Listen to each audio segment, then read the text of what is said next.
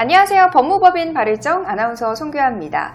오늘의 주제인 티몬 위메프 사태의 피해자들의 구제 방안들에 대해 알아보기 전에 먼저 캠코 지원이 받은 회사에 대한 매물 여러분께 소개해드리겠습니다. 오늘 소개해드릴 매물은요. 고양시 일산 동구에 위치한 산업용 진공펌프 등을 제조 판매하는 회사인데요. 회사 전체에 대한 M&A도 가능하고요. 또 공장 및 부지 매각도 가능한 물건입니다. 주요 특징 살펴보면 평택 파주고속도로의 북고양 IC로부터 5분 거리에 위치하고 있고요. 또 근접성이 매우 우수한 편입니다. 이에 경기 북서부권에서 교통이 편리한 곳에 위치한 비교적 작은 규모의 공장 용지 및 시설을 찾으시는 실수요자분들이 있으시다면 이번 물건을 적극 추천드리겠습니다. 자, 오늘도 김용현 변호사님과 함께 하겠습니다. 변호사님 안녕하세요. 네, 안녕하세요. 네. 자, 오늘은 티몬 위메프 사태 이제 피해자들에 대한 어떤 대책들, 구제 방안들에 대해서 살펴보는 시간 갖도록 하겠습니다. 자, 이렇게 티몬과 위메프가 서울회생법원에 기업회생 신청을 해서 소상공인이 정상금을 받지 못해서 재정적으로 매우 어려운 상황이라고 좀 들었는데요. 이 소상공인들에 대한 대책 좀 있을까요? 지금 언론을 보니까 어떤 분들은 50억, 100억 이런 정상을 못 받았다고 해서 손실 엄청 크다는 분도 있고, 티몬 같은 경우는 4만 명, 위메프 같은 경우는 6만 명 이상이라 추정치를 하고 심지어 1조 이런 얘기도 있습니다. 네. 그러니까 그런 분들이, 이 소상공인들은 하루 벌어 하루 사는 사람들인데 이런 채권이 정산받지 못하면 자기 자영업이라든지 그 조그만 회사에 엄청난 큰 타격이 있게 되는 거죠. 그렇죠. 예. 지금 회생 신청은 하긴 했지만 네. 제가 지난번에 말씀드렸다시피 아마 기각될 확률이 좀 많거든요. 자, 그러면은 위메프 티몬이 만약에 파산을 하게 되면 좀 어떻게 되나요? 좀 시나리오가 좀.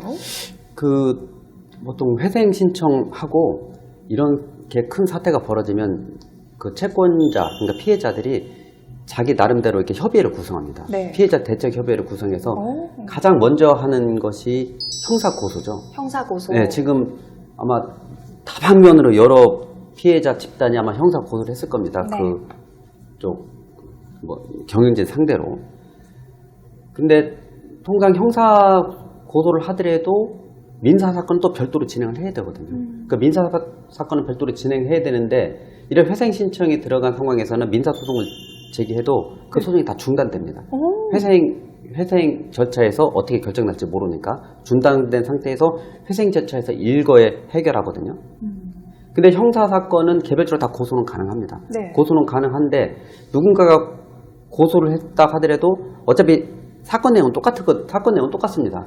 그러니까 많은 다수의 피해자의 그 정상금을 편취했다, 횡령했다, 대부분 이런 주장일 텐데, 어느 한 사람이 고소를 해서 그 사람이 형사처벌되면 다른 피해자들도 어떻게 보면 그 피해자로서 인정을 받게 되는 거거든요. 그렇죠. 그러면 형사사건에서 굳이 기대할 수 있는 것은 그 피고인이 형을 조금 덜 받기 위해서 합의를 기대할 수가 있습니다. 그 합의를 기대할 때 고소한 사람만 합의금을 주는 게 아니고 고소하지 않는 다른 피해자한테도 합의금을 주게끔 돼 있으니까 굳이 많은 사람이 고소했다 거기다가 덩달아서 법무 비용까지 쓰면서 고소할 필요는 제 생각에는 없을 것 같고, 네. 단지 누군가가 고소했다는 그 사건이 있으면 거기다 대고 계속 탄원서를 넣어서 나도 피해자다, 합의할 때 나도 거기다 피해자로서 합의를 봐야 된다 식으로 자기 피해 사실을 알리는 정도까지 해놓는 게 좀 좋을 것 같습니다. 네, 예. 좀 유용한 팁인 것 같습니다. 예. 그렇다면 위메프와 티몬이 이제 파산을 하게 되면은 네. 또 어떻게 결과적으로 되는 건가요?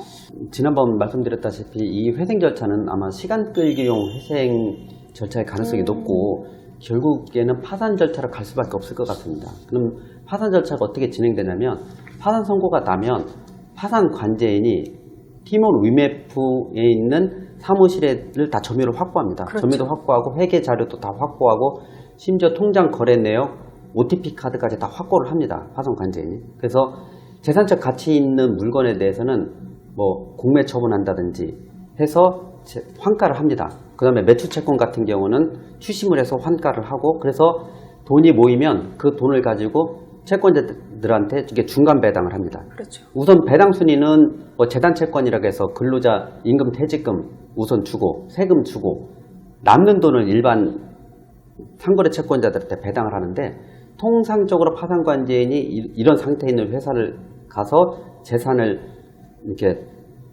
모아서 환가를 해본들 근로자 임금 주기도 좀 힘들죠. 나 세금 주기도 빠듯하거든요. 네. 그래서 실질적으로 상거래 채권자한테 갈 돈은 거의 없을 것 같습니다.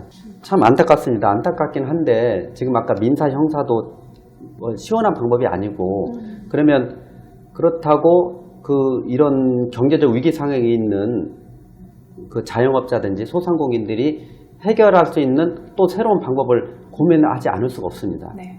아니 변호사님 정말 진짜 정말 조그만한 희망이라도 진짜 이분들의 어떤 피해를 회복할 방법은 없는 거예요? 그러니까 저희들도 가급적이면 좋은 시원한 방법이 있으면 좋겠지만 이런 위기 상황에서는 아마 시원한 방법이 맞지 않을 것 같고 이 티몬 위메프 사태로 인해서 도리어 연쇄부도가 좀 많이 날 것 같아요. 왜요? 예. 왜냐면 거기에 정상금이 몇십억씩 몰려있는 회사들 같은 경우나 개인들 같은 경우는 본인들조차도 아마 이게 티몬과 위메프 같은 상황이 또 벌어지는 거거든요. 자기들도 이 물건을 티몬 위메프 전자상거래에 판매하기 전에 다른 데서 공급받아서 판매했지 않겠습니까? 그러면은 그 원자재 구매 대금을 지출해야 될 텐데 네. 지급해야 될 텐데 아마 여기서 정상을 못 받아서 그 지급하지 못하고 도리어 채권 추심을 당할 위기가 상황에 놓여 있게 된 거죠. 마치 도미노 같네요. 맞습니다. 그래서 이게 어쩔 수 없습니다. 저희들이 회생 파산을 전문적으로 하지만 회생 파산을 뭐 권유하는 건 아니지만 네. 이런 상황에 좌절만 해 있고 낙담할 필요는 없습니다. 네, 본인들도 어쩔 수 없이 회생 파산 절차를 한번 알아볼 필요는 있어서 제가 회생 파산 절차에 대한 간략하게 좀 설명이 필요해 보입니다. 네. 그렇다면 개인 회생이랑 법인 회생 그리고 간이 회생 뭐 이런 차이들도 시청자분들이 좀 궁금해하실 것 같은데요. 정리를 좀 해주시죠. 네, 제가 그래서 한번 간단히 설명드리는데요. 그 개인 자영업자들 같은 사람들이 할 수 있는 게 뭐 개인 회생이 있고 뭐 일반 회생, 뭐 간이 회생 이런 것이 있습니다. 근데 이게 기본적인 구조는 뭐냐면 부채 10억 원 이하, 그다음에 무담보 부채 10억 원 이하, 담보 부채 15억 원 이하 같은 경우는 개인회생으로 갑니다. 그러니까 쉽게 말해서 부채가 작은 쪽은 개인회생으로 가고 그렇죠. 개인회생 같은 경우는 3년만 변제를 하면 모든 채무가 면책되는 뭐 이런 구조입니다. 근데 그 이상이 되는 채무 같은 경우는 일반회생을 하든지 그다음에 법인회생, 네. 뭐 간이회생 뭐 이런 절차를 거쳐야 됩니다. 아. 그 법인회생, 뭐 간이회생, 일반회생 이런 절차는 변제 기간 다 10년으로 또 장기간이 되고 나중에 채권자 집회를 해서 채권자들부터 동의 절차를 거쳐야 됩니다. 채권자들한테 동의 절차를 안 거치면 회생 절차가 폐지가 되고 그 면책의 효력이 발생되지 않거든요. 근데 개인회생 같은 경우는 채권자들 동의 없이도 법원에서 직권으로 이게 면책시킬 수 있는 이런 절차가 아주 큰 특징이 있습니다.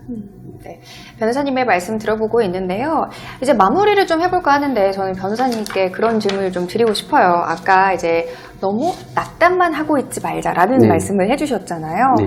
자, 뭐 이런 개인 회생이나 법인 회생도 고려를 좀 해보시고 이런 절차들을 아예 생각하지 않고 막 낙담하고 우울해 있으면 더 위험하잖아요.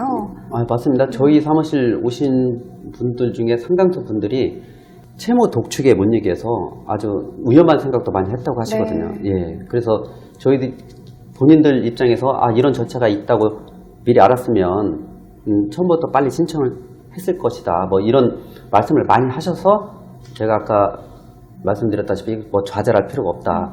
뭐 이렇게 말씀을 드리는 겁니다. 네, 맞습니다. 변호사님의 말씀 정말 정리를 좀 해보면은 이 상황을 조금 더 잘 극복해 나가자라는 네. 말씀이시기도 한 것 같습니다. 자, 조금 더 자세한 법률 상담은 저희 법무법인 발의정을 통해 연락 주시면 감사하겠고요. 오늘도 시청해주신 여러분 감사합니다. 네, 감사합니다.